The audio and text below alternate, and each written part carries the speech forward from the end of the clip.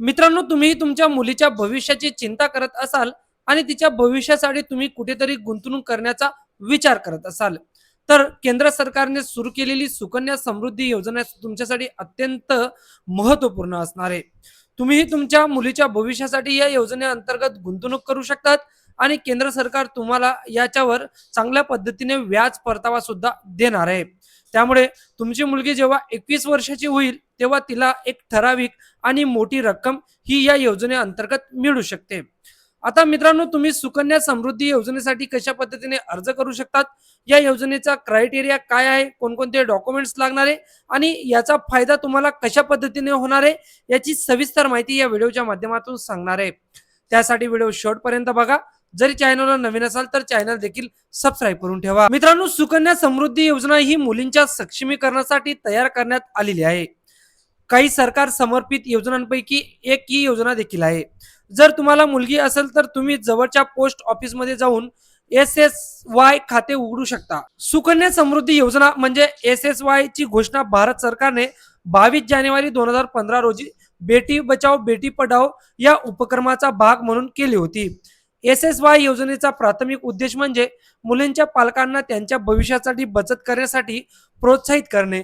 खाते मॅच्युअर झाल्यावर निधी मुलींना तिच्या उच्च शिक्षणासाठी किंवा तिच्या लग्नाच्या खर्चासाठी वापरता येईल. सुकन्या समृद्धी योजना मुलींना आर्थिकदृष्ट्या स्वावलंबी बनवून सक्षम करणे हा महत्त्वपूर्ण उद्देश या योजनेमागचा असणार आहे. आता सुकन्या समृद्धी योजनेचा जो वयोमर्यादा आणि मॅच्युरिटी कालावधी कसा असणार आहे, तर सुकन्या समृद्धी योजनेत खाते उघडण्यासाठी वयोमर्यादा स्पष्टपणे नमूद केलेली आहे.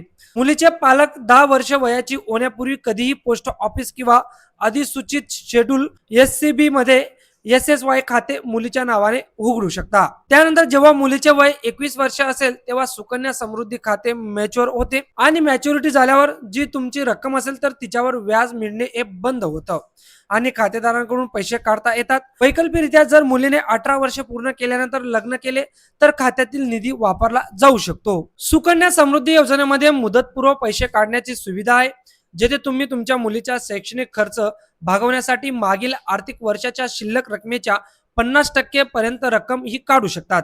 या सुविधेचा लाभ घेण्यासाठी प्रवेशाचा पुरावा सादर करणे बंधनकारक असल्याचे त्यांनी सांगितलं आहे. सुकन्या समृद्धी योजनेसह परताव्याची हमी दिली जाते आणि या योजनेला भारत सरकारचा पाठिंबा असल्याने त्यामुळे कोणताही धोका नाही. मित्रांनो, आता तुम्हाला सुकन्या समृद्धी योजनेअंतर्गत लाभ कसा मिळत असतो, तर आयकर कायदा 1961 च्या कलम 80C अंतर्गत तुम्ही आर्थिक वर्षात SSY खात्यात ठेवलेल्या कोणत्याही ठेवीवर वजावटीचा दावा केला जाऊ शकतो.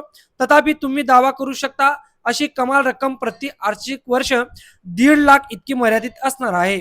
सुकन्या समृद्धी खात्यात जमा केलेले कोणतेही व्याज प्राप्तिकर कायद्याच्या कलम 10 नुसार पूर्णपणे करमुक्त आहे. मॅच्युरिटी किंवा अन्यथा खात्यातून काढलेली रक्कम देखील पूर्णपणे करमुक्त असणार आहे, म्हणजे याच्यावर तुम्हाला एकही रुपया टॅक्स स्वरूपात द्यावा लागणार नाही. आता सुकन्या समृद्धी योजनेचा व्याज दर काय असणार आहे, तर आर्थिक वर्ष 2023-24 च्या दुसऱ्या तिमाहीपर्यंत जुलै ते सप्टेंबर व्याज दर वार्षिक 8% तुम्हाला याच्यावर जे व्याज आहे तर ते व्याज देण्यात येत आहे. आता तुम्हाला जर सुकन्या समृद्धी योजनेसाठी अर्ज करायचा असेल तर त्यासाठी काही पात्रता आणि निकष लागतात. ते म्हणजे तुम्ही मुलीचे पालक किंवा कायदेशीर पालक असणं गरजेचं आहे. मुलगी भारतीय रहिवासी आणि 10 वर्षापेक्षा कमी वय असणं गरजेचं आहे.